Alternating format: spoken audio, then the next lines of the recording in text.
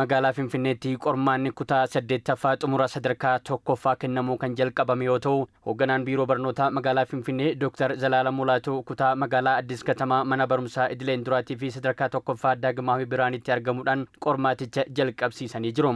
Dr. Zalaalam wayita kana haasaa taasisanii qormaata kanaa fi barattoota manneen barnootaa magaalattii keessatti baratanii fi ji'a fulbaanaatti jalqabee deeggarsa adda addaa kennuufiin qopheessaa turu dubbatanii jiru.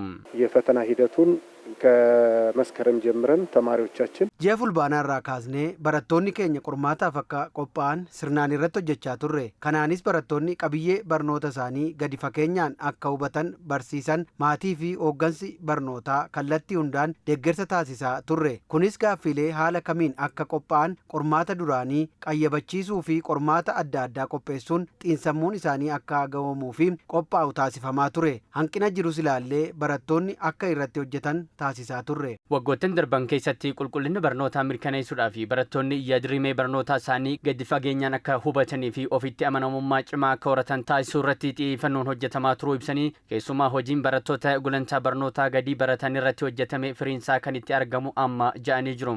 ባለፉት ዓመታት የሰራ ነው ተማሪዎች በራሳቸው አቅም waggoottan darban barattoonni ofitti amanamummaa akka horatan dhaloota qormaata walirraa ilaaluu jibbu akka ta'aniif jabaatanii akka qayyabataniif sirnaan irratti hojjechaa turre. Keessumaa rakkoo qulqullina barnootaan akka biyyaatti mudate bu'uurarraa maqsuuf barattoota gulantaa gadii baratan irratti xiyyeeffannoo guddaan hojjechaa turre. Ijoolleen kunneen warra san keessaa waan ta'aniif bu'aa dadhabbii keenya ni argina jennee eegna. Qormaata kana keessatti qooda fudhattoota jiran hunda waliin qindoominaan waan hojjennuuf rakkoo tokko malee milkiin xumurra. Qormaanni kutaa 8ffaa bara kanaa bifa milkaa'ina qabuun kennamee akka xumuramuu fi qaamoleen qooda fudhattootaa hundi qindoominaan hojjechaa jiraachuu hoogganaan biiroo barnootaa magaalaa Finfinnee Dr. Zalaalam Mulaatuu ibsanii jiru. Gama biraatiin hojii raawwachiisaa olaanaan kutaa magaalaa Addis Katamaa obbo Taarraqany Warqanaa akka kutaa magaalattii qofaatti manneen barnootaa dhuunfaaf mootummaa 60 akka ta'anitti qormaanni kennamu jalqabu ibsanii milkaa'ina qormaatichaatiif qooda fudhattoonni qindoominaan hojjechaa jiraachuu dubbatanii.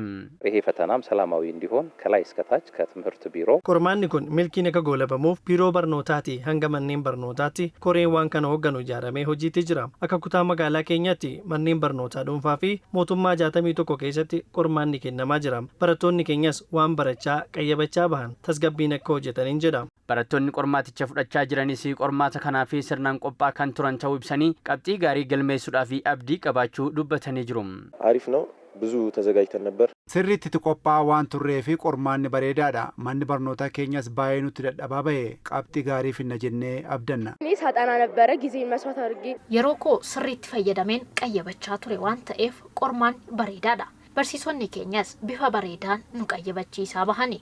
Qormaata kanaaf jabaannee akka qophuuf nu gargaaraniiru. Qabxii gaariin fida abdiin jedhuun qaba. Magaalaa Finfinneetti qormaata kutaa 8ffaa xumura sadarkaa tokkoffaa kennamuu jalqabe kanarratti manneen barnootaa 667 keessatti barattoonni 86,783 buufata qormaataa 201 qoodamuun qorumsi kennamaa jiraachuu fi kanneen qormaata kana qoranii 3,430 hirmaachaa jiraachuu odeeffannoon biiroo barnootaa magaalaa Finfinneerraa argame ni mul'isa.